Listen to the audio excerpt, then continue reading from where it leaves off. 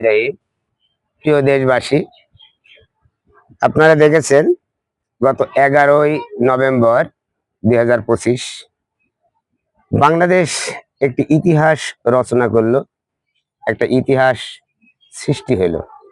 যে ইতিহাসটা বাংলাদেশের আগামী প্রজন্ম বা এখনো যারা আমরা আছি যুগ যুগ ধরে এই ইতিহাস মানুষ দেখবে, মানুষ পড়বে, মানুষ জানবে।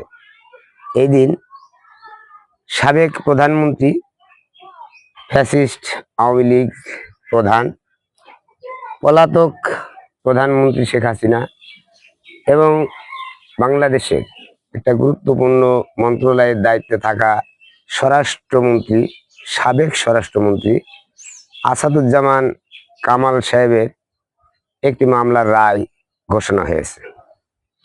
এই রায়ে ফ্যাসিস্ট আওয়ামী লীগের প্রধান সাবেক প্রধানমন্ত্রী শেখ হাসিনা এবং সাবেক স্বরাষ্ট্রমন্ত্রী আসাদুজ্জামান কামালের ফাঁসির রায় ঘোষণা করেছে। আন্তর্জাতিক অপরাধ ট্রাইব্যুনাল 453 পৃষ্ঠার এই রায় ঘোষণা করেন। এই রায়টি বাংলাদেশের জন্য একটা মাইল ফলক, বাংলাদেশের জন্য একটা ইতিহাস, পৃথিবীর জন্য একটা ইতিহাস। যারা সৌরা শাসক, যারা জনগণের উপরে দমন পীড়ন চালায়, যারা নিজের ক্ষমতাকে অত্যাধিকভাবে জাহির করে, ক্ষমতার অপব্যবহার করে, তাদের জন্য একটা সতর্ক বার্তা। এই বার্তা মেনে যদি না চলে, এই বার্তা অনুসারে যদি কোনো রাষ্ট্রপ্রধান রাষ্ট্র পরিচালনা না করে, তাহলে তার ভাগ্যেও হয়তো এরকম নির্মম একটা ইতিহাস রচিত হবে। একটি প্রবাদ বাক্যে শুনি, কার ক্ষতি কে করে, যার ক্ষতি সেই করে। এই আন্তর্জাতিক অপরাধ ট্রাইব্যুনালটা শেখ হাসিনার গড়া, এর আইনটাও শেখ হাসিনারই তৈরি করা। শেখ হাসিনার আদালত, শেখ হাসিনার আইন, সেই আইন সেই আদালতে আজ শেখ হাসিনা ফাঁসির দণ্ডে দণ্ডিত। আপনারা জানেন, ক্যান্টনমেন্টের বাসার থেকে বেগম খালেদা জিয়াকে যেদিন এই শেখ হাসিনা ক্ষমতার অপব্যবহার করে এক কাপড়ে বের করে দিয়েছিল, সেদিন খালেদা জিয়া বলেছিল, এই বিচার কার কাছে দেব, কোথায় দেব? এই বিচার আমি আল্লাহর কাছে দিলাম, এই বিচার এদেশের জনগণের কাছে দিলাম।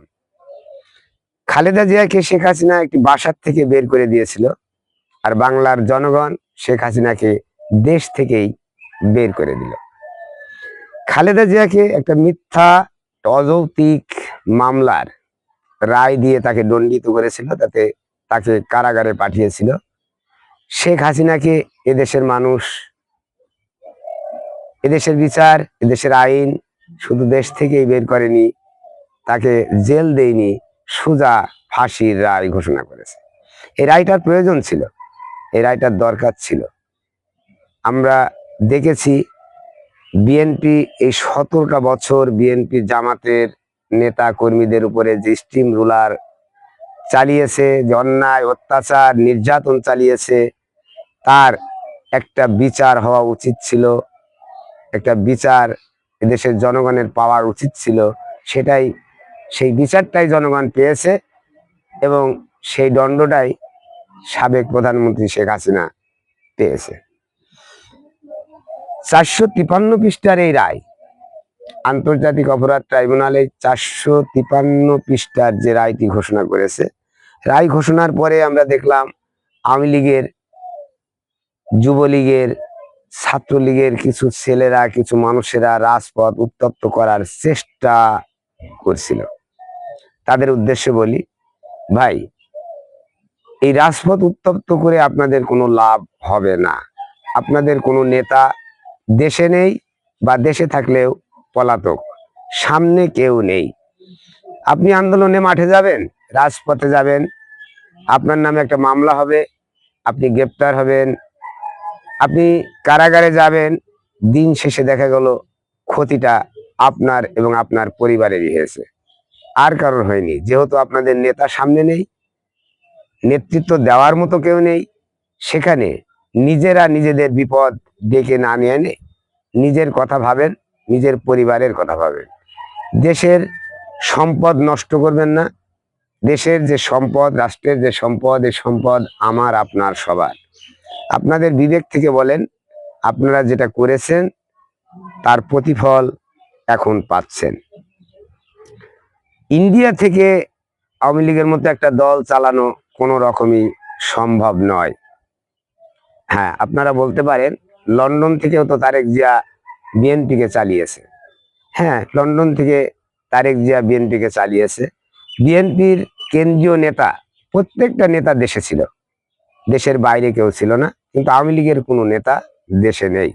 এবং সোশ্যাল মিডিয়ার মাধ্যমে তারেক জিয়া সার্বক্ষণিক দলের খোঁজ খবর নিয়েছে, দলের কাছে তার মতামত জানিয়েছে, দলকে নির্দেশ দিয়েছে, দল সেইভাবেই এগিয়ে গেছে এবং সেইভাবেই তারেক জিয়া দলটাকে সুসংগঠিত করতে পেরেছে। কিন্তু আপনাদের নেতা নেত্রী এটা পারবে না, যেহেতু তারা সোশ্যাল মিডিয়াতেও আসছে না।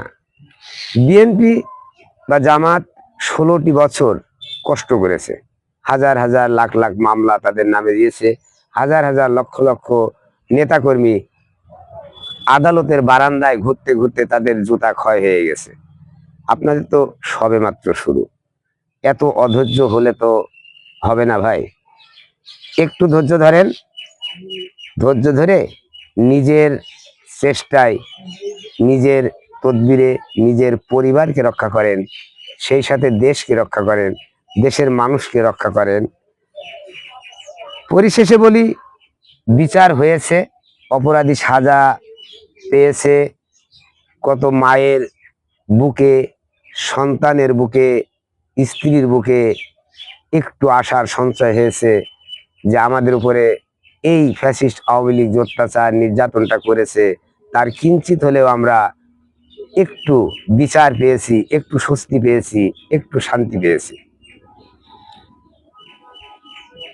বাংলাদেশের মানুষ আবেগপ্রবণ।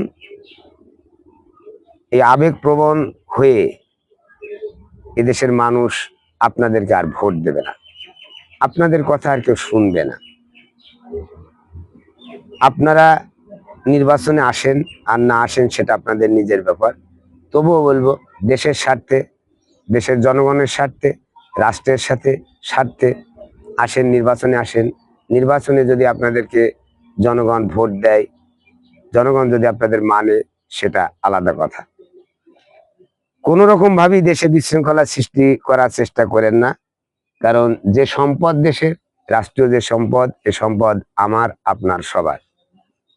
সবশেষে বলি, সবাই সুন্দর থাকি, সুস্থ থাকি, ভালো থাকি। বাংলাদেশ জিন্দাবাদ।